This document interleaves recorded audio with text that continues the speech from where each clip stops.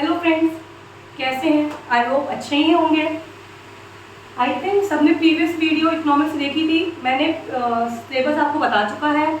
आपकी यूनिट 1 हो चुकी है। आपकी जो यूनिट 2 थी consumer behaviour and demand. Consumer behaviour मैंने अपने पार्ट से कंप्लीट कर दिया है, ठीक है।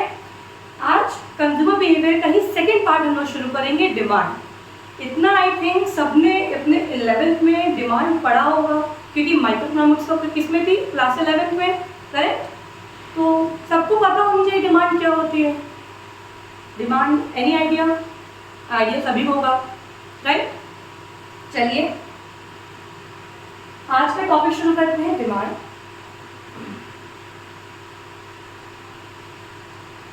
बेसिकली डिमांड क्या होती है? जब हम लोग प्राइस और क्वांटिटी की बात करते हैं, मतलब कि जब हम लोग एज अ कंज्यूमर जब हम लोग क्वांटिटी परचेज करते हैं, जो क्वांटिटी हम लोग कोई भी गुड्स की परचेज करते हैं eight a particular price at a particular given period of time. मतलब कि अभी हम लोग कहीं जा रहे हैं, हमारी जेब में चाहे वो 20 रुपये हो, चाहे वो 200 रुपये हो, चाहे वो 2000 रुपये हो, अगर हम जाकर कुछ परचेज कर रहे हैं उसी टाइम पे eight a particular given period of time also, that will B demand. अगर हम गए, हमने बोला कि हम गए, मान लीजिए हम लोग सामान लेने गए, करेक्ट। सामान लेने गए, हमारे पास उसने बोला कि नहीं अभी अगर आउट ऑफ स्टॉक है, आप कल परसों आकर इस गुड्स को ले लीजिएगा। तो आपने बोला ठीक है भैया, हम 4 दिन बाद आ जाएंगे। क्या हुआ? एट प्रेजेंट आपकी डिमांड हुई नहीं। आपकी डिमांड तब है इमरजेंसी में, आपको एक सामान लेना है, आप अभी गए, तुरंत आप शॉप पे गए, आपने वो सामान परचेज किया, चाहे वो एक्चुअल उसकी प्राइस कितनी होती है 200, लेकिन अगर उस वक्त कहीं नहीं मिल रहा है, आपकी उसको इमरजेंसी है, तो आप उस गुड का 300 रुपये, 500 रुपये, 1000 रुपये भी पे करने के लिए आप रेडी रहेंगे। क्यों? क्योंकि वो उस वक्त की आपकी डिमांड है कि आपको उस वक्त वो चाहिए, उस वक्त आपको वो चाहिए। तो मेरा कहने का मतलब वही है, जो हम लोग क्वांटिटी परचेज करते हैं eight a particular price during a given period of time, उसी टाइम पीरियड में जो एट प्रेजेंट था, वो हमारी क्या होती है? डिमांड। अगर हम लोग अपनी चीजें पोस्टपोन कर सकते हैं, नहीं यार छोड़ो अभी पैसा नहीं, वो बाद में लेंगे, तभी हमारी डिमांड नहीं होती है। हमें अभी लेना है, तुरंत हमें इस चीज का काम है, इसके बिना हमारा काम नहीं चल सकता, इस चीज के बिना हमारा काम नहीं चल सकता, दैट विल बी डिमांड। वो चाहे आप लोग 200 की खरीदो, चाहे वो 300 की खरीदो, चाहे वो 1000 की खरीदो, ठीक है? क्लियर है? चलिए फिर से एक बार रीड करते हैं।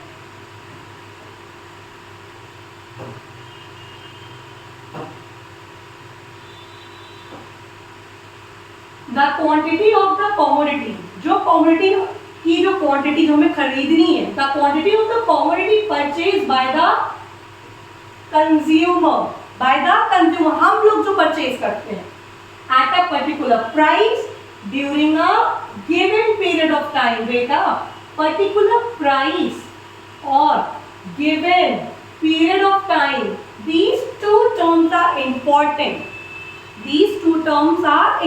Without these two terms, you will not able to define the demand.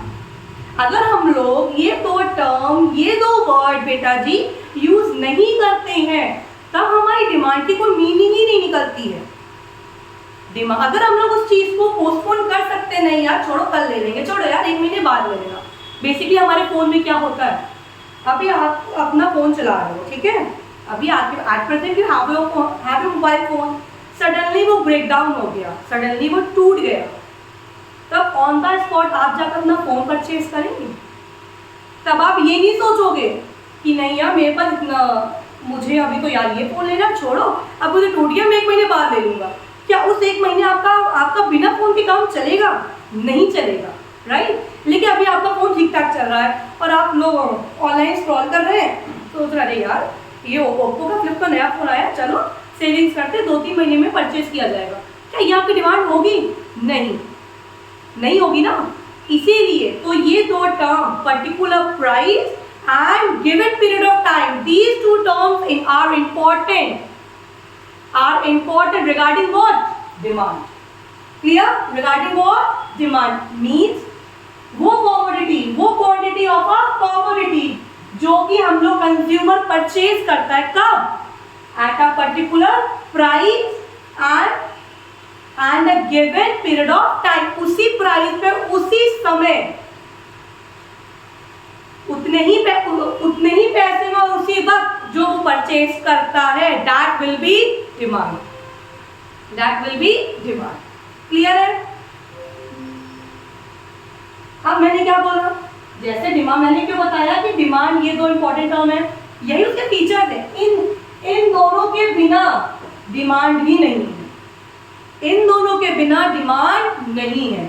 इसका मतलब डिमांड तभी, हमारी डिमांड तभी होगी, डिमांड की मीनिंग तभी निकलेगी जब वो पर्टिकुलर प्राइस पे हो और जब वो particular given period of time पे हो, that will be known as demand. Clear? फिर बात आती है, दो सिमिलर टर्म्स होते हैं, सिमिलर होते हैं, ठीक है, डिजायर एंड डिमांड। मैंने इतनी देर से क्या बताया कि हम लोग को जो क्वांटिटी हम लोग परचेज करते हैं कोई भी गुड की, कोई भी कमोडिटी की, वो एट अ पर्टिकुलर प्राइस और गिवन पीरियड ऑफ टाइम पे होनी चाहिए, that will be known as demand. Ma'am ये डिजायर क्या होता है? क्या डिजायर और डिमांड सेम होता है? क्या डिजायर और डिमांड सेम होता है? बहुत ही स्टूडेंट्स को बहुत कंफ्यूजन होता है, बहुत कंफ्यूजन। अरे यार सर सेम ही तो है, क्या डिफरेंट है? But these two terms are different, they are not same.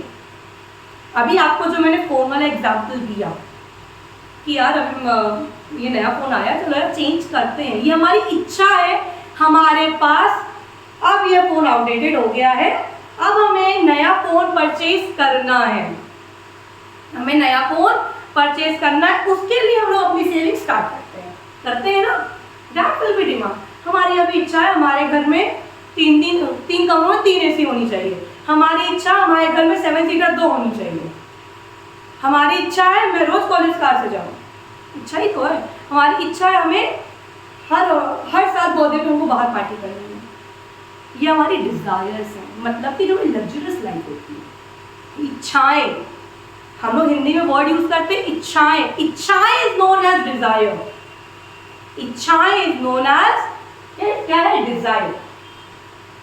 अभी मैंने जो एग्जांपल आपको दिया फोन टूटने वाला, जब आपका फोन टूट गया, अगर आपके पास उस वक्त आपकी जेब में आपके सेविंग तो 6000 रुपये होगा, तब आप लोग 6000 का फोन जाकर परचेज करें, उस वक्त आप ये नहीं देखेंगे कि उस फोन की रैम कितनी है, स्टोरेज कितनी है, उसके कैमरा फीचर्स कितने हैं, यस और नो, ये नहीं देखेंगे, क्योंकि उस वक्त की वो डिमांड है, आपका एक दिन भी बिना फोन के काम नहीं चलेगा। उस वक्त आप लोग की सेविंग्स देखेंगे, हम आज प्रेजेंट कितना खर्च कर सकते हैं, गिवन पीरियड ऑफ टाइम पे पर्टिकुलर प्राइस आप कितना पे कर सकते हैं उस कमोडिटी को परचेज करने के लिए, that is known as demand. I hope desire और डिमांड वर्ड आपको डिफरेंट समझ में आ गए होंगे, कोई भी कंफ्यूजन नहीं, क्योंकि बहुत लोगों को लगता है desire and demand word same होता है।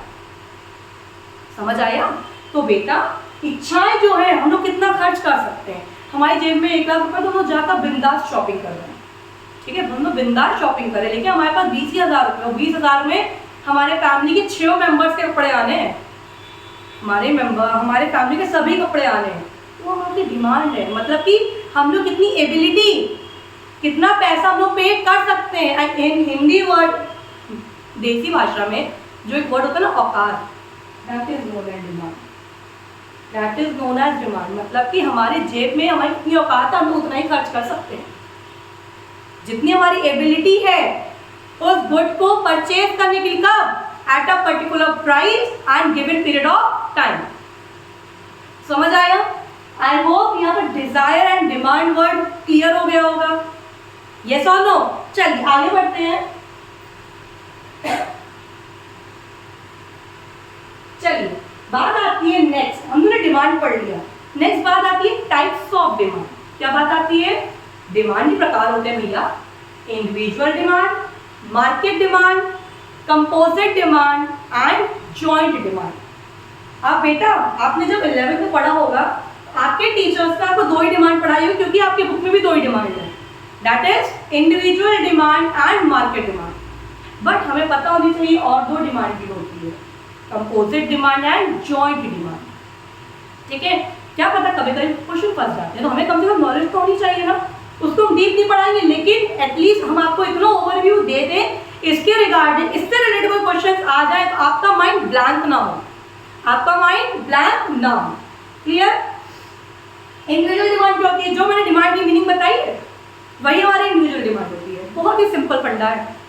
जो हमने आपको डिमांड की मीनिंग बताई है that is known as individual demand, that is known as individual demand. मतलब कि इंडिविजुअल मतलब सबको ही पता है, एक मतलब कि एक कंज्यूमर की जो डिमांड होगी एट अ पर्टिकुलर प्राइस, कब?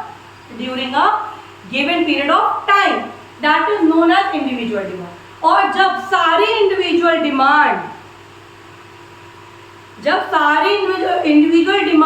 मिल जाए, जब सारी इंडिविजुअल डिमांड मिल जाए, that is known as market demand. Means the sum of all individual demand is known as market demand. कैसे?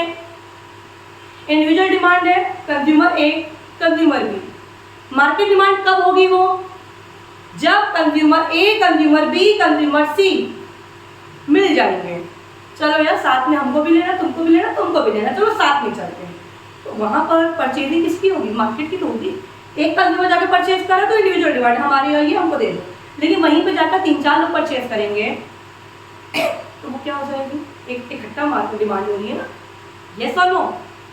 That is known as market demand. Means sum of all individual demand is known as market demand. Mean for example consumer A plus consumer B plus consumer C और so on. Clear है? Individual demand का example क्या हुआ? Consumer A. Market demand का example क्या होगा? Consumer A plus consumer B plus consumer C. Clear है? I hope clear है। Individual demand, market demand clear होगी। अब बात आती है मैम, हमने नया वर्ड सुना कंपोजिट डिमांड। क्या पता बहुत से बच्चों को पता हो, उनके बहुत से टीचर ने बताया हो, लेकिन अगर हम अपना रेशियो निकालेंगे तो 60% बच्चों को ही पता होगा, या हो सकता है 40 को पता हो। 60-40 का रेशियो होगा, चाहे पता हो चाहे ना पता हो। ठीक है, बात आती है कंपोजिट डिमांड में होता क्या है, आइए थोड़ा देखते हैं। Demand is said to be composite when a good is demanded for several purpose. मतलब कि जब एक गुड बहुत सी सारी चीजों के लिए डिमांड किया जाता है, that is known as composite demand. Ma'am समझ नहीं आया कुछ? हम एक गुड को हम लोग बहुत तरह में कैसे डिमांड पर्पस के लिए यूज कर सकते हैं? बेटा बहुत ही सिंपल है। दूध, मिल्क, हम लोग जब दूध परचेज करते हैं, क्या हम लोग से दूध पीते हैं? पीने के साथ साथ चाय बनती है, कॉफी बनती है, बहुत से घरों में रायता बनता है, दही जमती है, आइसक्रीम बनती है, लस्सी बनती है, मट्ठा बनता है। यस और नो? मतलब कि हम लोग दूध तो लेकर आए, लेकिन उसके पर्पस क्या थे? बहुत सारे। यस और नो? हम लोग दूध तो लाए, सोच के लाए यार चलो यार दूध नहीं करते, लेकिन उस दूध लाने का पर्पस क्या था? बहुत लोग कोई भी सब्जी बनाते हैं, डिश बनाते हैं, उसमें भी यूज करते हैं। मतलब कि जब एक गुड बहुत से पर्पस के लिए डिमांड किया जाए, that is known as composite demand. Paneer तो बनाते हैं। यस और नो? क्लियर है? कंपोजिट डिमांड समझ में आ गया आपको? आई होप क्लियर हो गया होगा। नहीं होगा बेटा बिंदास होकर कमेंट बॉक्स में मेंशन करिएगा, I will reply for that particular comment. अगर कोई डाउट, कोई कंफ्यूजन है, मैम क्लियर नहीं हुआ, कोई और एग्जाम्पल समझाइए तो बेटा नहीं क्लियर होगा, मैं आपको और एग्जाम्पल समझाऊंगी। बट पॉइंट ये है कि आपको समझ में आना चाहिए। ठीक है? अगर समझ में नहीं आएगा तो मेरा यहाँ खड़े होना, यहाँ खड़े होकर पढ़ाना वेस्ट है। ठीक है? क्लियर है? फिर बात आती है मैम जॉइंट डिमांड। जॉइंट तो समझ में ही आ रहा होगा। जॉइंट मतलब क्या होता है? क्या होता है? जब डिमांड, हम लोग कोई भी गुड को साथ में डिमांड करते हैं, जॉइंटली जब वो गुड डिमांड होता है, that is known as joint demand. Ma'am इसका समझ नहीं आया, कुछ समझ नहीं आया। A demand is said to be joined when two or more demanded together, जब दो गुड या दो से ज्यादा गुड साथ में डिमांड करते हैं, डिमांड हम लोग जाकर करते हैं। और एग्जाम्पल नाम समझ नहीं आया, जब आप खाली पेन है, इसके अंदर रिफिल नहीं है, इंक नहीं है, क्या ये पेन मेरे लिए कोई यूज की है? कोई यूज की नहीं है। अगर हमें पेन यूज करनी है तो उसके साथ हमें इंक भी होनी चाहिए, यस और नो। मतलब कि जब हम पेन लेने जाएंगे पर्टिकुलर साथ में ही जरूरी है इंक भी हम लोग परचेज करेंगे। उस पेन की 5 रुपए की पेन आती है, लेकिन वो रिफिल कब तक चलेगी? तो जब हम लोग पेन परचेज करते हैं तो हमें इंक उसके साथ मिलती है, या फिर इंक हमें बाद में वही पेन यूज करनी होती है। जब हमें बाद में वही पेन यूज करनी है तो हम लोग अलग से रिफिल खरीदते हैं 3 रुपए 4 रुपए की, यस और no. That is known as joint demand. सिर्फ खाली स्कूटी बाइक लेकर हम क्या करेंगे जब उसमें पेट्रोल ही नहीं होगा तो? मतलब हम गाड़ी चला रहे हैं, उसका पेट्रोल, उसमें पेट्रोल होना जरूरी है, इसका मतलब गाड़ी है तो पेट्रोल की डिमांड है। अगर हमारे पास गाड़ी ही नहीं है तो खाली बोतल पेट्रोल लेकर क्या करेंगे? फिर तो वो दूसरों को जलाने में काम आएगा। किसी से नफरत करो, उस पर डाल तो जलाने के काम आएगा। ऐसा करना नहीं, ठीक है? तो मतलब बेटा समझाने का मेरा सीधा सा फंडा ये था, खाली पेट्रोल लेकर भी कुछ नहीं हो सकता, खाली इंक लेकर भी कुछ नहीं हो सकता, खाली कार लेकर भी कुछ नहीं हो सकता, खाली पेन लेकर भी कुछ नहीं हो सकता। ये दोनों, इन दोनों आपस में रिलेटेड है, कोरिलेटेड है ना ईच अदर। मतलब कि जब गुड्स साथ में जॉइंटली डिमांड होते हैं, that is known as joint demand. I hope clear है? क्लियर है ना? नहीं जब तो आप कमेंट में बिल्कुल बता दीजिए। क्लियर? चलिए आगे बढ़ते हैं बेटा।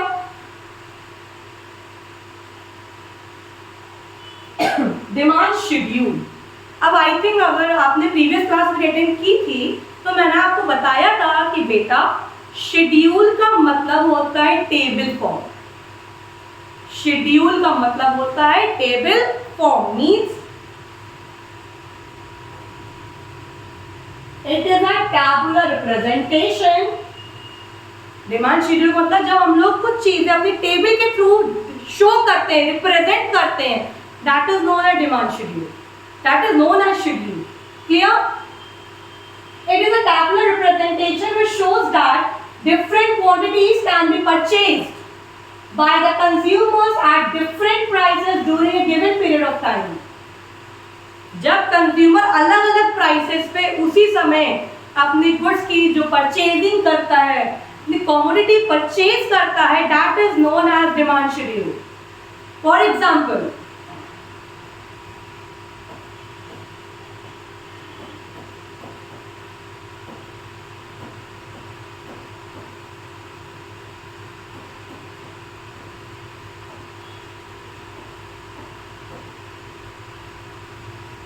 प्राइस 1 2 3 4, 1 2 3 4। जब एक प्राइस थी तो हमारी डिमांड 20 थी, जब 2 हुई 15, 3 हुई 10, 4 हुई 5। तो हमने इससे क्या समझा? हमने इससे क्या समझा? जब हमारी प्राइस इंक्रीज करती है, जब हमारी प्राइस बेटा इंक्रीज करती है, तब हमारी डिमांड क्या होती है? डिक्रीज होती है। ठीक है? जब सीधी सी बात है, जब सामान सस्ता मिल रहा है तो हम ज्यादा ही परचेज करेंगे, लेकिन अब उसी प्राइस का, अब उसी गुड की प्राइस बढ़ती जा रही तो हम उतना क्यों परचेज करेंगे? अब उतना ही महंगा में बाल लेना तो हम बाद में भी ले सकते हैं। अभी इतने रेट में मिल रहा तो बाद में उसी रेट में मिलेगा, ज्यादा 3-4 रुपए महंगा होगा बस। यस और नो?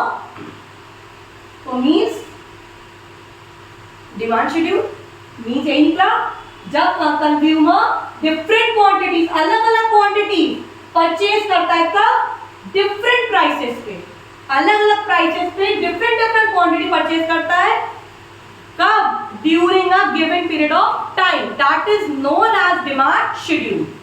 क्लियर है? आई होप क्लियर होगा। चलिए नेक्स्ट करते हैं।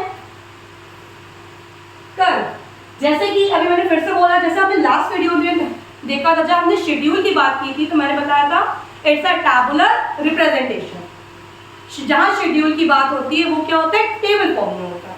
यस और नो? इसी तरह इसी प्रकार जब हम लोग कर्व की बात करते हैं इन इकोनॉमिक्स टर्म, जब हम लोग इकोनॉमिक्स टर्म में कर्व की बात करते हैं, that is known as graph. बिना इकोनॉमिक्स बेटा बिना ग्राफ के है ही नहीं, तो mean it is a graphical representation, it is a graphical representation. आगे बढ़ते हैं, क्या होता है demand curve? It is a graphical representation which shows that different quantities can be purchased by the consumers at different prices during a given period of time। इसके previous हमने क्या पढ़ा, डिमांड शेड्यूल पढ़ा, उसकी मैंने आपको टेबल बनाई थी, टेबल बनाई थी। उसी टेबल को हम लोग जब अलॉट करके एज अ हम लोग किसमें ग्राफ फॉर्म में शो करते हैं, that is known as demand curve, that is known as demand curve.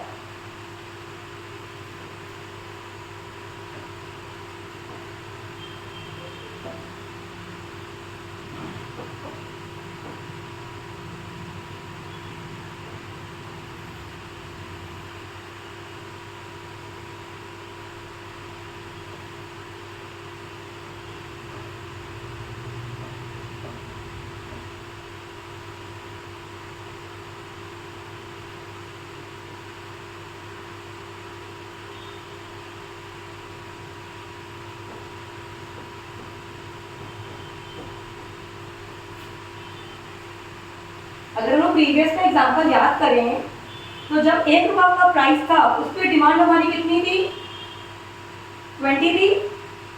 Clear? जब हमारी प्राइस इंक्रीज हुई, 1 रुपये से इंक्रीज हो गई, जब हमारी प्राइस 2 रुपये हुई तो हमारी डिमांड क्या हो गई, 15 हो गई। जब 3 रुपये हुई क्या हो गई, 10 हुई। और जब 5 हुई तब क्या हो गई, 4। जब प्राइस 4 रुपए था तो डिमांड कितनी थी, 5 थी। अब बेटा इसी को अगर हम लोग ज्वाइन कर दें, that is known as demand curve, that is known as demand curve. Clear? हो सकता हो मेरा एक्यूरेट ना हो, मैंने इक्वल ना लिया हो, जब आप लोग कॉपी में करिएगा इक्वल डिस्टेंस लीजिएगा तब आपका सही सॉल्व होगा। क्लियर? जब हमने इसी टेबल को ग्राफ के थ्रू एक्सप्लेन किया, that is known as demand curve. और जब हम लोग टेबल ही रखते हैं उसको, जब हम लोग टेबल ही रिप्रेजेंट करते हैं, that is known as demand schedule. Clear है? अब डिमांड कर्व का भी कुछ बिहेवियर होता है, यस और no? Demand curve always slope left to right downward, because हमारा जो बेटा डिमांड कर्व होता है हमेशा लेफ्ट टू राइट होता है, कभी भी राइट टू लेफ्ट नहीं होता है, कभी भी राइट टू लेफ्ट नहीं होता है, हमेशा लेफ्ट टू राइट होता है। क्यों? क्योंकि प्राइस और डिमांड हमारे इनवर्सली रिलेटेड होते हैं। प्राइस और डिमांड में इनवर्स रिलेशन होता है, मींस जब प्राइस इंक्रीज होती है तो डिमांड डिक्रीज होती है, और जब प्राइस डिक्रीज होती है तो डिमांड क्या होती है, इंक्रीज होती है।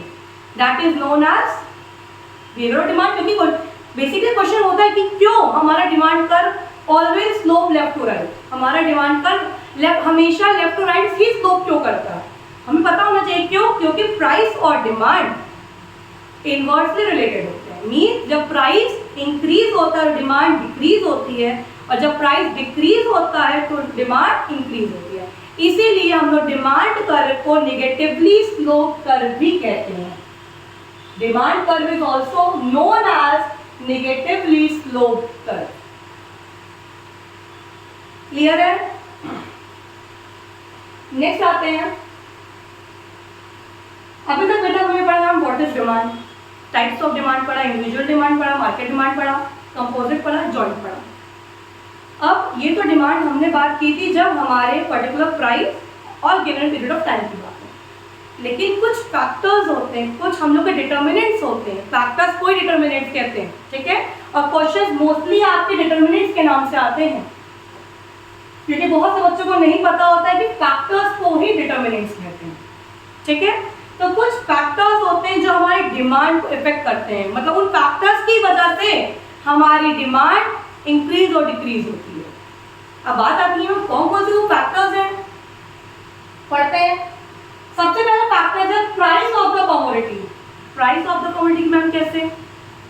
बेटा जब हम लोग सिर्फ डिमांड की बात करते हैं, जब हम लोग प्राइस की बात करें तब हमें सोचना पड़ेगा जो हमारे अदर फैक्टर्स हैं वो हमारे कांस्टेंट रहेंगे, तभी हम लोग प्राइस के अकॉर्डिंग अपनी डिमांड ऊपर नीचे कर सकते हैं। यस और नो? अगर हम लोग अदर फैक्टर्स मीन्स सबसे पहले टेस्ट एंड प्रेफरेंस, अगर हम लोग टेस्ट एंड प्रेफरेंस को एक जगह कांस्टेंट रखेंगे तो हम लोग जस्टिफाई कर पाएंगे उस प्राइस के अकॉर्डिंग हमारी डिमांड इंक्रीज होनी चाहिए या डिक्रीज होनी चाहिए। या हम लोग अगर टेस्ट ही देखेंगे तब तो हम लोग जो सस्ता वाला सामान है उसको परचेज ही नहीं करेंगे। यस और नो?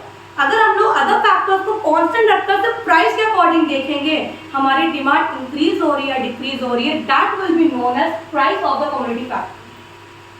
ठीक? अदर तो price of the commodity factor में यही चीज कही गई है, प्राइस को हम लोग तभी इंक्रीज और डिक्रीज मान सकते हैं जब हमारे अदर फैक्टर्स क्या हो, कांस्टेंट हो। क्या हो? कांस्टेंट मींस प्राइस इंक्रीज करेंगे तो ऑटोमेटिकली जब प्राइस बढ़ेगा तो सामान क्यों परचेज करेंगे? Price increases demand decreases and vice versa. जब प्राइस इंक्रीज होगा डिमांड डिक्रीज होगा और जब प्राइस डिक्रीज होगा डिमांड बढ़ेगा। अगर हम लोग अपना प्रेफरेंस हटा दें, हम लोग अपने माइंड से हटा दें कि ये सामान सस्ता है डिफेक्टिव है, हम लोग ये सामान नहीं खरीदेंगे। अगर हम लोग अदर फैक्टर्स को कांस्टेंट पे रख दें तब हम लोग समझ पाएंगे सस्ता है चलो यार परचेज कर लेते हैं। ठीक है, महंगा हो गया छोड़ो यार नहीं लेना है तो जाकर शोरूम से परचेज करते हैं, तो हम लोग स्ट्रीट से क्यों ले रहे हैं? यस और नो? फिर नेक्स्ट फैक्टर आता है जो मैंने आपको अभी बताया, टेस्ट एंड प्रेफरेंस। मतलब कि हमें मैगी पसंद है, एग्जांपल लेते हैं नेस्ले मैगी एंड ठीक है यूपी मैगी ले लेते हैं, हमें ये दोनों ही मैगी है। यस और नो? लेकिन कहीं ना कहीं नेस्ले की डिमांड ज़्यादा है। हमारे टेस्ट, हमें कौन सा टेस्ट पसंद आया, कौन सा टेस्ट पसंद आया? नेस्ले। तो हमारी डिमांड नेस्ले की क्या हो गई? इंक्रीज हो गई। लेकिन हमें यूपी का टेस्ट नहीं समझ आया, उसकी डिमांड क्या हो गई? क्या हो गई? डिक्रीज हुई। देखो टेस्ट एंड प्रेफरेंस फैक्टर बेटा यही कहता है जब हमारा टेस्ट मुझे अच्छा लगेगा, जब हमारा टेस्ट अच्छा होगा तो हमारी डिमांड ऑटोमेटिकली क्या है? इंक्रीज होगी। और जब टेस्ट हमें अच्छा नहीं लगेगा हमारी डिमांड क्या होगी? कम हो जाएगी, डिक्रीज हो जाएगी। आई होप क्लियर है। चलिए नेक्स्ट पढ़ते हैं। बेटा हमारे इनकम पे भी हमारी डिमांड डिपेंड करती है। हमारे कंज्यूमर की इनकम, हमारी जेब में कितना पैसा है उस पे भी हमारी डिमांड डिपेंड करती है। कैसे? इसके बेटा 3 एस्पेक्ट्स हैं, इसमें भी हमारे 3 एस्पेक्ट्स हैं। ठीक, सबसे पहला आता है नॉर्मल गुड्स। अब हम नॉर्मल गुड्स होते क्या है? जो हम लोग डेली परचेज करते हैं, जो हम लोग के लिए नॉर्मली हम लोग डेली परचेज करते हैं, that will be known as normal goods. आगे थोड़ा पढ़ते हैं जिससे कि थोड़ा कॉन्सेप्ट और क्लियर होता है। These are those goods, means normal goods are those goods whose income effect is positive, means जब हमारी इनकम इंक्रीज करती है तो इसकी डिमांड भी इंक्रीज करती है। अगर हमारे पास पैसा है तो एक फोन पे 4 फोन ही परचेज करेंगे। ये सो पैसा है तो फैमिली में हर मेंबर के पास फोन होना चाहिए, वो भी अच्छा वाला फोन होना चाहिए। इनकम जैसे बढ़ेगी डिमांड क्या होगी? ऑटोमेटिकली क्या इंक्रीज हो जाएगी। ये हमारे नॉर्मल गुड्स होते हैं। लेकिन इसी तरह हमारा एक और गुड होता है इंफीरियर गुड्स। इंफीरियर गुड्स क्या होता है? जो नॉर्मल गुड्स के नीचे होता है। जैसे मीन्स जब इनकम बढ़ती है तो इंफीरियर गुड्स की डिमांड क्या होती है? घट जाती है। जैसे जो राशन होता है, जो हमारी सरकार राशन देती है उसमें चावल तो नॉर्मल होता है, लेकिन क्योंकि हमारी जेब में अभी इतना नहीं है तो हम लोग वही चावल खा रहे हैं। लेकिन जैसे हमारी इनकम इंक्रीज होगी, जैसे हमारी इनकम इंक्रीज होगी कि हम लोग वही चावल खाएंगे तब तो हमें वो चावल भी मोटा लगेगा। ये तो तब हम लोग क्या सोचेंगे? मार्केट से पुलाव वाला बासमती चावल खरीद लाते हैं। क्यों? ये थॉट हमारे माइंड में कब आया? जब हमारी इनकम क्या हुई? इंक्रीज हुई। यस और no? It means inferior goods का इफेक्ट क्या है? Inferior goods, these are those goods whose income effect is negative. Means जैसे ही हमारी इनकम बढ़ेगी तो इंफीरियर गुड्स की डिमांड क्या हो जाएगी? डिक्रीज हो जाएगी। और जैसे हमारी इनकम घट जाएगी, इनकम हमारी जैसे ही डिक्रीज होगी डिमांड क्या हो जाएगी? इंक्रीज हो जाएगी। आई होप नॉर्मल गुड्स और इंफीरियर गुड्स क्लियर होगा। क्लियर? चलिए आगे बढ़ते हैं। बेटा एक और गुड होता है इनएक्सपेंसिव गुड्स। इनएक्सपेंसिव मैम क्या होता है, जो महंगे नहीं होते? नहीं, ये वाला मतलब ही नहीं है। क्या है? Inexpensive goods are those goods whose demand does not respond with the change in income. मतलब कि हमारी जेब में जितना भी पैसा हो, हमारी डिमांड हमारी इंक्रीज नहीं होती। अगर हमारी सैलरी मंथली 10,000 है, तब भी हम लोग हमारे घर में हम लोग सब्जी में नमक एक ही चम्मच डालेंगे।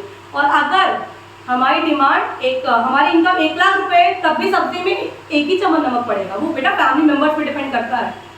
एक्सेप्शन की बात नहीं कर रही हम, मैं इन जनरल में बात कर रहे हैं। ऐसा तो है नहीं जब आपकी इनकम 1,00,000 रुपए तो आप सब्जी में पूरा जो एक पैकेट नमक उसमें डाल देंगे, ऐसा तो होगा नहीं। मीन्स हमारी इनकम चाहे घटे चाहे बढ़े, हमारी डिमांड पे कोई इफेक्ट नहीं पड़ता है। इनएक्सपेंसिव गुड्स ये कहता है। For example salt and sugar. For example salt and sugar. Clear है? चलिए इसी के साथ बेटा क्वेश्चन करते हैं, छोटा ही है। If the income of a household, if the income of the household increases, the demand of X commodity decreases. जब हमारे घर की इनकम, एक हाउस होल्ड की इनकम क्या हो रही है? इंक्रीज हो रही है, तो हमारा जो X की कमोडिटी है उसकी डिमांड घट रही है। अभी हमने 3 गुड्स पढ़े ना, इंफीरियर गुड्स, नॉर्मल गुड्स और इनएक्सपेंसिव गुड्स। यस और नो? तो ऐसा कौन से गुड्स में था कि जब हमारी इनकम बढ़ती है तो उस गुड्स की डिमांड घटती है? Inferior goods. जैसे हमारी इनकम इंक्रीज होगी तो उस गुड की डिमांड क्या हो जाएगी? डिक्रीज हो जाएगी। क्लियर है? आई होप यहां पर आपको प्राइस रिलेटेड आपका जो गुड्स का फैक्टर है वो क्लियर होगा। चलिए फिर बात आती है मैम एक और फैक्टर है, प्राइस ऑफ रिलेटेड गुड्स। अभी तो इनकम की बात थी, ठीक है। These are those goods in which any change in the price of one commodity will lead to change in the demand of other commodity. Means जब, चलिए फिर से बता रही हूँ, प्राइस ऑफ रिलेटेड गुड्स क्या होते हैं? These are those goods in which any change in the price of one commodity will lead to change in the demand of other commodity. अभी तक बेटा हम लोग एक ही कमोडिटी की बात कर रहे थे कि हम लोग गए, प्राइस इंक्रीज हुआ तो डिमांड घट गई, प्राइस डिक्रीज हुआ डिमांड इंक्रीज हो गई। अब यहाँ पर रिलेटेड गुड्स जब की बात हो रही है, इसका मतलब यहाँ पर 2 गुड्स की बात है। यहाँ पर 2 गुड्स की बात है। मीन्स अगर एक गुड की प्राइस अगर इंक्रीज हो रही है तो दूसरे गुड की डिमांड इंक्रीज होती है। दूसरे गुड की डिमांड इंक्रीज होती है। मैम कैसे? इसमें बेटा 2 गुड्स होते हैं, substitute goods and complementary goods. Ma'am substitute goods का नाम है, सब्स्टिट्यूट मतलब तो सबको ही पता होगा, ऐसा तो है नहीं, ये कुछ नया वर्ड है। सब्स्टिट्यूट मतलब these are the pair of goods in which can be used in place of one another to satisfy the given wants। मतलब एक गुड की प्राइस बढ़ गई है तो जरूरी नहीं है वो महंगा चीज हम परचेज करेंगे। अगर उसी के दूसरी जगह हमें वही चीज कुछ और दूसरे फॉर्म में मिल रही है तो हम लोग उसे परचेज कर सकते हैं। फॉर एग्जाम्पल कहीं पे टी की प्राइस बढ़ गई, कहीं पे टी की प्राइस इंक्रीज हो गई है, और कॉफ़ी उसी कंपेयर अगर हम जब मेन्यू देखते हैं तो हमारी कॉफ़ी की प्राइस कम होती है, तो हम महंगी चाय क्यों खरीदेंगे? क्योंकि चाय का काम क्या होता है? हमें फ्रेश करना, नींद को भगाना, हमारे अंदर फिर से हम लोग फ्रेश फील करें, यही मतलब होता है ना। तो अगर कहीं पे टी की प्राइस हमें दिख रही है बहुत ज़्यादा है और उसी के कंपेयर कॉफ़ी की प्राइस कम है, तो बेसिकली ऑब्वियस सी बात है, इसमें कोई इसमें कोई लॉजिक नहीं है, कॉमन सेंस है। अरे यार छोड़ो, महंगी चीज़ क्यों परचेज करेंगे? अगर वही काम कॉफ़ी भी कर रही है तो कॉफ़ी ले लेते हैं, कुछ तो पैसा बचेगा। यस और नो? अकेले हैं तो चलो भैया हम महंगी चीज़ खरीद लें, हम अकेले हैं तो हम बहुत महंगी चीज़ें परचेज कर सकते हैं, लेकिन यही हमारे साथ 4 लोग हैं, क्या उतनी महंगी चीज़ परचेज करेंगे? नहीं करेंगे। ठीक है, वो 4 लोग फैमिली आउटसाइड की बात कर रही है। ठीक है, चलिए मीन्स फॉर एग्जाम्पल मैंने क्या कहा था, टी एंड कॉफी, मतलब कि इसका in case of substitute goods price and demand are directly related to each other, means tea and coffee, अगर टी की प्राइस बढ़ रही है तो कॉफी की डिमांड अपने आप बढ़ जाएगी, और जहां चाय सस्ती हो गई तो कॉफी कौन पिएगा बेटा, सब चाय की तरफ जाएंगे, तब कॉफी कौन पिएगा, चाय सस्ती है और हमारा वही टेस्ट है तो क्या कॉफी पिएंगे। पर्सनल टेस्ट की बात हम नहीं कर रहे, पर्सनली तो मुझे भी चाय नहीं पसंद, मैं चाय पीती ही नहीं, ठीक है। I am not talking about personal choice, in a general वे मैं आपको समझा रही हूँ, क्लियर। फिर बात आती है ma'am next goods, complementary goods. क्या होता है बेटा complementary goods? These are those goods which can be used to get us to satisfy the given wants. For example, मैंने जैसे भी बताया था, खाली कार में कुछ करोगे शोपीस के लिए काम आएगी, बस रील बनाने के लिए, फोटो खिंचवाने के लिए, शूट करने के लिए, क्या उसको चला पाओगे? क्या उस कार से या एक जगह से दूसरी जगह आप जा पाएंगे? नहीं जा पाएंगे ना। खाली पेन का क्या करेंगे? जब तक आप में इंक ही ना हो, आपके पास उसकी इंक ना हो, क्या उस पेन से आप लिख सकते हैं? आई होप नहीं, कोई नहीं लिख पाएगा। खिलौने की तरह खेल सकते हैं बस, कोई घर में छोटा बच्चा हो खिलौने की तरह बच्चे खेल लीजिए, राइट। जब कार में, जैसे आज के टाइम में आपके पास स्मार्टफोन है, अगर उस पर इंटरनेट ना हो, क्या उस फोन में कोई काम है? क्या उस फोन में कुछ काम है? खाली फोन पर रिचार्ज ही ना हो, ना किसी से बात कर पाएंगे, ना कोई सोशल मीडिया यूज कर पाएंगे, ना आप कोई नई चीज सीख पाएंगे, ना कोई नई चीज देख पाएंगे। अगर आप कहीं ना कहीं आप कोई गेम भी खेल नहीं पाएंगे, क्योंकि आजकल 90% जो गेम होते हैं वो ऑनलाइन होते हैं। 90% गेम क्या होते हैं आजकल? ऑनलाइन होते हैं। तो क्या आपका जो स्मार्टफोन है, एंड्रॉयड फोन है, क्या बिना रिचार्ज के कोई काम का है? तो कहीं ना कहीं हम लोग जब अभी की करेक्ट सिचुएशन की बात करें तो हमारा फोन और रिचार्ज कॉम्प्लीमेंट्री गुड्स पे ही आता है, क्योंकि खाली फोन में क्या करेंगे अगर आपके पास कोई रिचार्ज ही नहीं है तो। क्लियर है? खाली पेन का आप कुछ नहीं कर सकते विदाउट इंक, आप बिना पेट्रोल की कार में कुछ नहीं कर सकते, और इसी तरह आज के टाइम में आपके फोन में रिचार्ज ही नहीं है तो खाली फोन में क्या करेंगे? यस और नो? सिर्फ खेलने ही काम है, क्योंकि आजकल तो 80% जो जितने गेम्स होते हैं वो भी ऑनलाइन होते हैं। क्लियर? चलिए बेटा आगे बढ़ते हैं। इसका भी हम लोग एक क्वेश्चन करेंगे। If the price of good X increases, कोई एक गुड है, ठीक है, एक आपका गुड X है, उसकी प्राइस इंक्रीज कर रही है,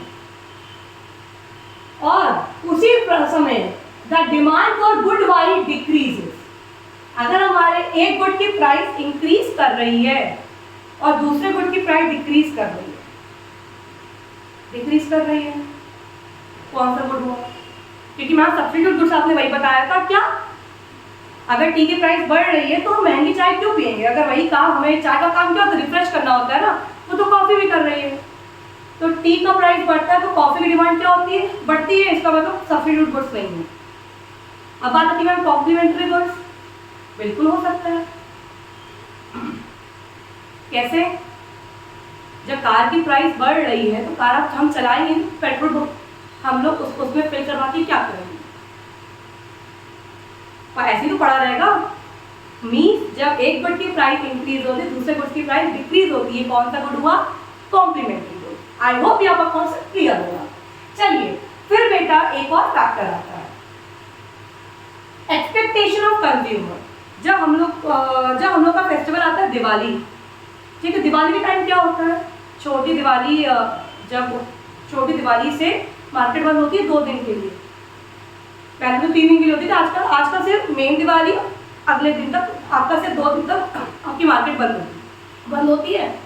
उस वक्त हमें पता होता है कि 2 दिन मार्केट बंद हो तो सब्जियों के रेट इंक्रीज होते हैं।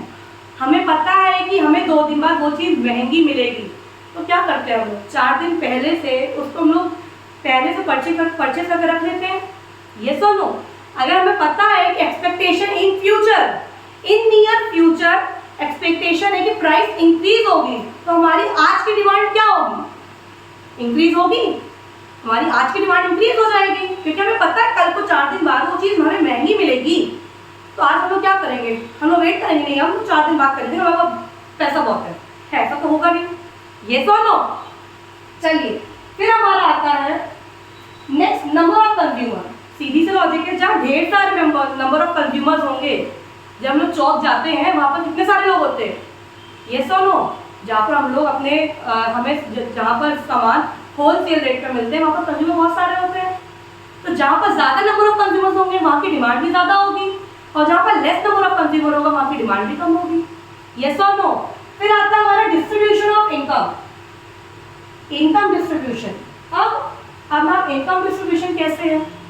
अगर हमें इनकम इक्वल डिस्ट्रीब्यूट हो रही है तो जो हम लोग की ज़रूरत की चीज़ें उसकी डिमांड इंक्रीज होगी, जो हमारी ज़रूरत की चीज़ें हैं हमारी उसकी डिमांड इंक्रीज होगी। लेकिन यही डिमांड हमारी इनकम अनइक्वल है, जो गरीब है वो गरीबी होते जाए, जो अमीर है वो अमीरी होते जा रहे हैं, तो हमारी डिमांड किसकी बढ़ेगी? जो हमारे लग्जरी गुड्स की बढ़ेगी। हमें एसी वेसी सब खरीदना है, लेकिन जब हम लोग इक्वल डिमांड रहेगी तो जो हमें जितनी ज़रूरत की चीज़ें वो हर जगह जाएंगी। लेकिन यहाँ पर अनइक्वल डिमांड अनइक्वल इनकम हो जाएगी, कुछ लोगों का पैसा है ही नहीं और जिनका से वो पैसा इंक्रीज ही होता जा रहा है, तब उन लोग अपनी जो उनकी लग्जरी लाइफ से रिलेटेड चीज़ें वो परचेजिंग होगी। यस और नो? चलिए, I hope factors of demand सबको क्लियर होगा। ठीक, फिर बात आती है मैम डिमांड फंक्शन। बस एक छोटा सा एक लाइन था, जो हमारा रिलेशन होता है, functional relation between quantity and its factors, quantity and its factors. जब क्वांटिटी, डिमांड और फैक्टर्स के बीच का जो रिश्ता होता है, that is known as demand function, that is known as demand function. इसको लिखते कैसे हैं? QDX, quantity demand of X commodity is equal to F। F mean functional relation. उस फंक्शनल रिलेशन में अदर फैक्टर आएंगे, क्योंकि रिलेशन किससे जुड़ा है? It's factors. फैक्टर्स को एक और वर्ड क्या कहते हैं? डिटरमिनेंट्स। यस और no? Price, taste and preference, income, expenditure और सो ऑन, जितना हमने फैक्टर्स पढ़े। आई होप क्लियर है। फिर बात आती है मैम लॉ ऑफ डिमांड। जो अभी तक हम लोग डिमांड पढ़े हैं, जो अभी तक from the beginning of the lecture हम लोगों ने डिमांड पढ़ा है, जो हमने मीनिंग पढ़ा है, that is known as law of demand. जो हम लोगों ने स्टार्टिंग से लेक्चर में डिमांड पढ़ा है उसकी मीनिंग क्या होती है? That is known as law of demand. Law of demand states that, हमारा लॉ ऑफ डिमांड कहता है कि अदर थिंग्स बीइंग कांस्टेंट, हमारी जितनी अदर चीजें मींस फैक्टर्स उसको कांस्टेंट रखेंगे तब हमारे प्राइस में जो चेंज आता है उसी का अकॉर्डिंग हमारी डिमांड में चेंज आता है। Means law of demand states that other things being constant any change in price will lead to change in quantity demand of the commodity. That is when price, obvious सी बात है बेटा, price बढ़ रही है तो हमारी डिमांड घट जाएगी। हम लोग महंगी चीजें क्यों खरीदेंगे? इतना अंबानी नहीं है हम लोग। और जैसे ही प्राइस घटेगी तो हमारी डिमांड क्या होगी? बढ़ जाएगी। यही हमारा लॉ ऑफ डिमांड कहता है। क्लियर? अब मैम लॉ, जैसे हमने प्रीवियस पहली यूनिट में भी आपको बताया था, जब हम लोग कंज्यूमर में जब हमने पढ़ा था, मैंने बताया था जहाँ बेटा हम लॉ की बात करते हैं वहीं पे उसके असम्पशन, उसके एक्सेप्शंस भी आते हैं। जहाँ हम लोग लॉ की बात करते हैं, कोई भी लॉ की, XYZ कोई भी लॉ की बात करते हैं, उसी समय लॉ के साथ साथ हमारे असम्पशंस और एक्सेप्शंस भी आते हैं।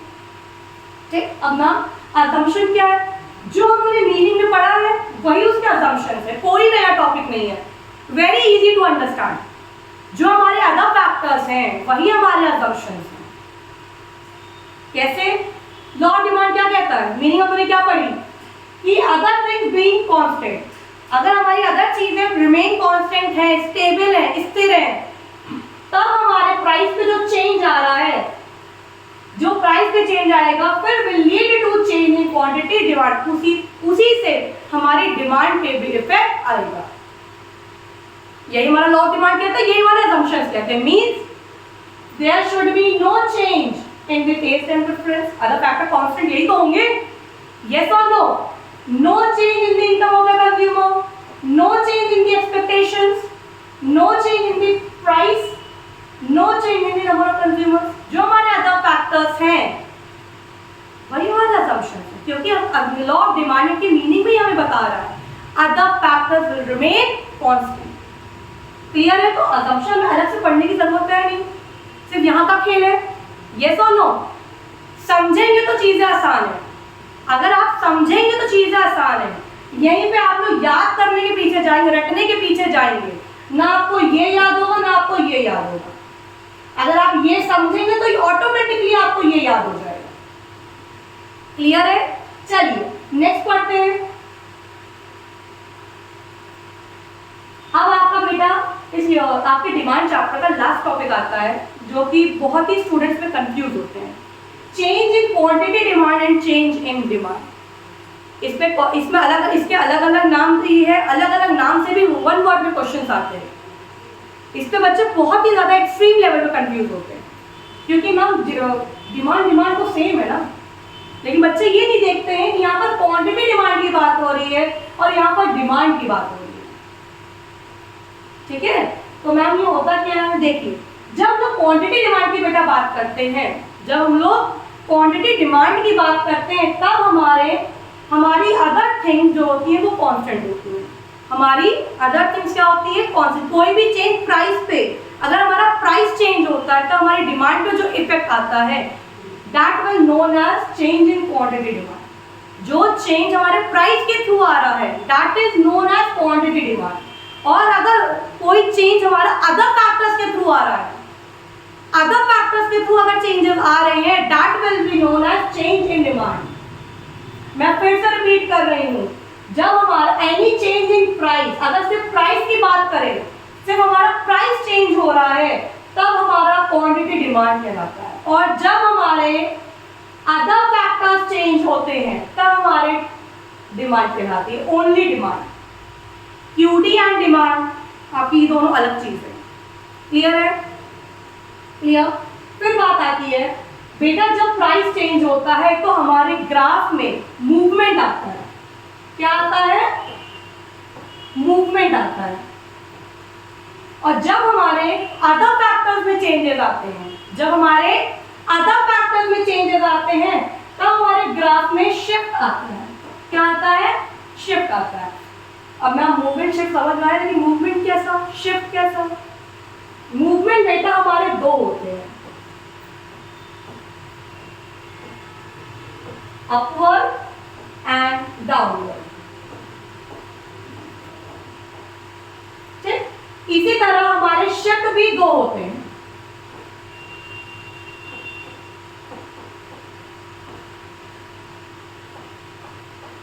Rightward and leftward. ठीक है? मतलब जब हमारी प्राइस की चेंज की बात होगी तब हमारा क्या होता है? Change in quantity demand. ठीक? और जब हमारे अदर फैक्टर्स की चेंज की बात होती है तब क्या होता है? Change in demand. ये समझ आ गया?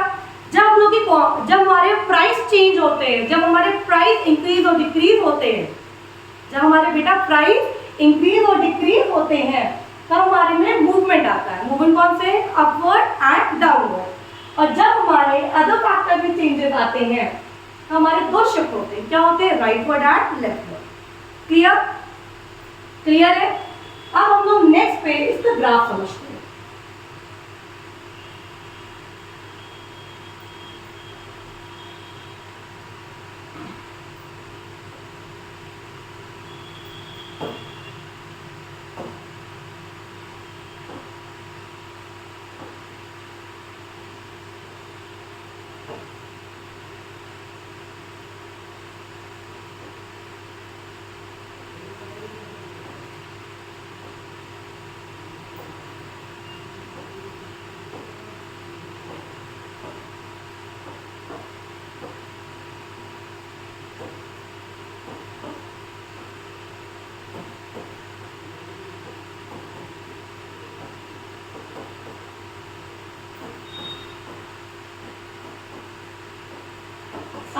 समझेंगे इससे भी क्लियर होगा। अब देखिए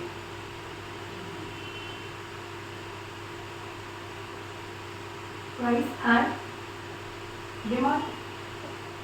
अब प्राइस डिक्रीज हुई तो हमारी डिमांड बढ़ गई, प्राइस डिक्रीज हुई तो हमारी डिमांड बढ़ गई, और जब प्राइस हमारी इंक्रीज हुई तब हमारी डिमांड बढ़ गई। अब डिमांड का ग्राफ कैसे होता है?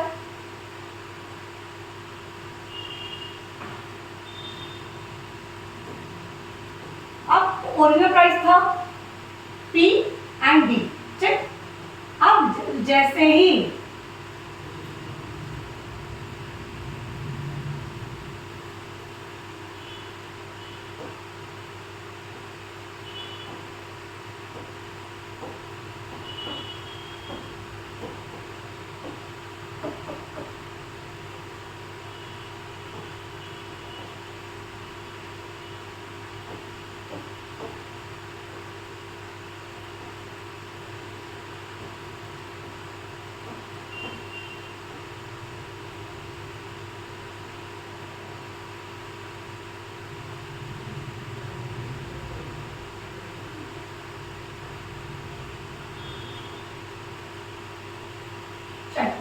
ठीक है, ये हमारा डिमांड कर्व है। अब देखिए ओरिजिनल प्राइस पर डिमांड ये था, ठीक, लेकिन जैसे हमारी प्राइस घट गई तो हमारी डिमांड क्या इंक्रीज हुई, कहीं ना कहीं हमारा ग्राफ नीचे की तरफ एक्सपैंड हुआ, बढ़ा। ये हमारा क्या होता है? Downward movement. क्या होता है? हमारे नीचे की तरफ जो चेंज आ रहा है, मूवमेंट आ रहा है, that is known as downward movement. अब प्राइस इंक्रीज हुई तो हमारी डिमांड कम हो गई, तो कहीं ना कहीं मूवमेंट ऊपर की तरफ बढ़ रहा है, yes or no? That is known as upward movement. That is known as upward movement. Clear है? अब इसके दो और नाम होते हैं, इसके दो और नाम होते हैं। अगर हम लोग ध्यान दें तो हमारी डिमांड यहाँ पर एक्सपैंड हुई है, हमारी डिमांड एक्चुअल ये थी, यहाँ पर हमारी डिमांड एक्सपैंड हो गई। इसको हम लोग एक और नाम भी बोलते हैं, एक्सटेंशन इन डिमांड, और इस नाम से बेटा क्वेश्चन आते हैं, एक्सटेंशन इन डिमांड। अब जब हमारी प्राइस इंक्रीज हो गई तो हमारी डिमांड एक्चुअल में ये थी, कम हो गई, कम हुई, तो हम लोग इसको कॉन्ट्रैक्शन इन डिमांड भी कहते हैं, कॉन्ट्रैक्शन इन डिमांड। क्लियर है? आई होप यहाँ मूवमेंट वाला ग्राफ क्लियर हो गया होगा। क्लियर है? चलिए अब बात आती है मैम अदर फैक्टर्स की। ये ग्राफ किसका था? Change in quantity demand. अब यहाँ पर है चेंज इन डिमांड। अब हमने बताया चेंज इन डिमांड में जब अदर फैक्टर्स की हम लोग बात करते हैं तो हमारा प्राइस क्या होता है? स्थिर होता है, कांस्टेंट होता है। क्या होता है? कांस्टेंट। प्राइस हमारा कोई चेंज नहीं होता, सिर्फ हमारी डिमांड चेंज होती है। किसके थ्रू? अदर फैक्टर्स के थ्रू हमारी डिमांड चेंज होती है।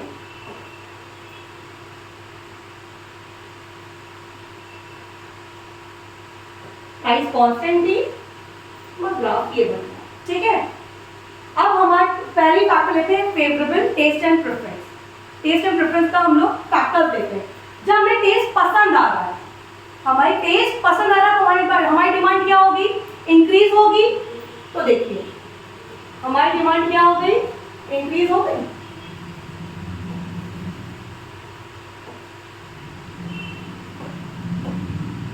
अब यहां से ये राइट वर्ड की तरफ शिफ्ट हुआ, राइट वर्ड की तरफ बेटा शिफ्ट हुआ, that will lead to bring rightward shift in demand curve, in demand curve। अब हमें मैगी पसंद नहीं आई, टेस्ट हमारा चेंज हो गया, टेस्ट हमारा चेंज हुआ, यस और नो? तो टेस्ट चेंज हुआ और पसंद नहीं है तो हमारी डिमांड कम हो गई।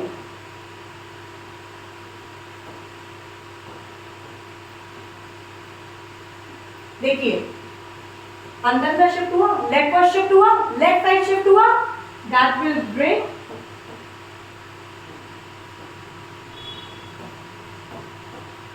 leftward shift।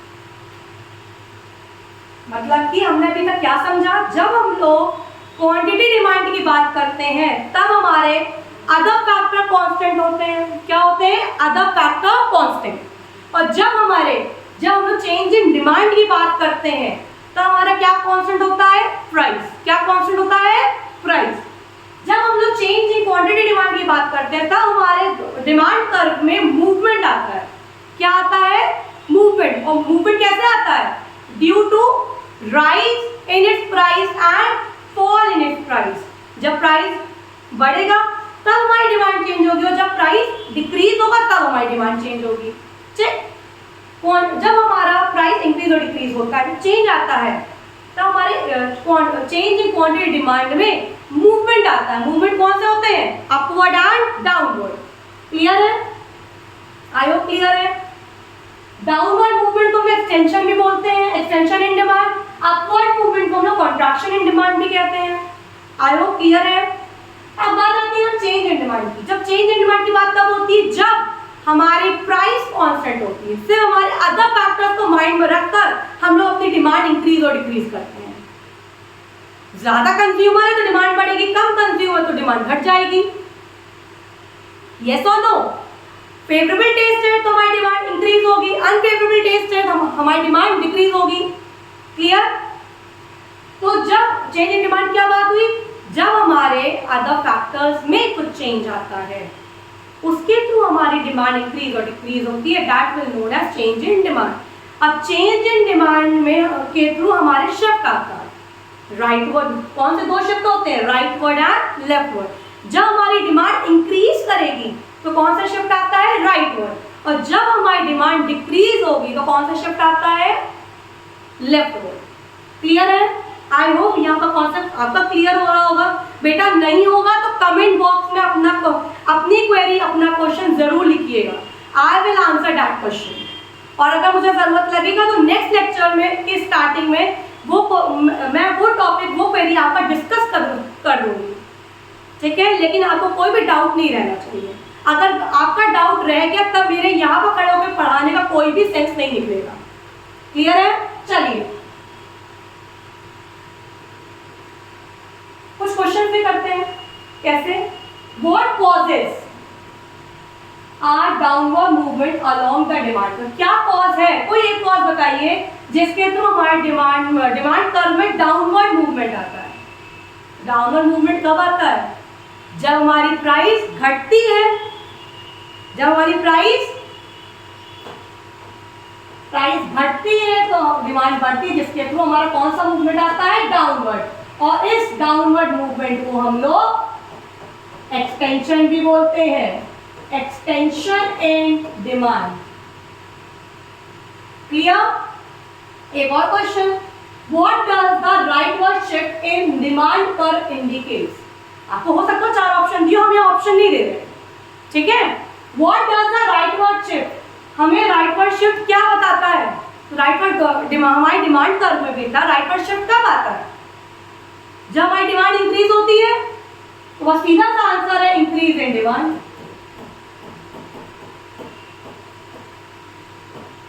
Increase in demand सीधा कॉन्सेप्ट है। आई होप क्लियर हो रहा होगा। अभी मैं इसके और क्वेश्चन आपको कर, बस ये यूनिट कंप्लीट हो जाए तो माइक्रो इकोनॉमिक्स से मैं आपको क्वेश्चन करवाऊंगी, लेकिन ये थोड़ा सा 1-2 क्वेश्चन आपके रिविजन के लिए। ठीक है? जिससे कि आपको आइडिया रहेगी कैसे क्वेश्चन आते हैं। ठीक है? चलिए, जैसे मैंने बताया डाउनवर्ड मूवमेंट को क्या कहते हैं? Extension in demand. Upward movement को क्या कहते हैं? Contraction in demand. Rightward shift क्या इंडिकेट करता है? जब हमारी डिमांड इंक्रीज होती है। लेफ्टवर्ड शिफ्ट क्या इंडिकेट करता है? जब हमारी डिमांड डिक्रीज होती है। यहाँ पर बेटा आपका डिमांड टॉपिक कंप्लीट होता है। ठीक है? कोई भी क्वेरी अभी भी क्लियर नहीं हुई है या मुझसे मान लीजिए कुछ छूट गया, आप बिल्कुल कमेंट में लिख दीजिए, मैम आपने ये टॉपिक, ये पॉइंट, ये फैक्टर नहीं समझाया है, मुझे समझ में नहीं आया, मैं बिल्कुल कमेंट में बता दूंगी।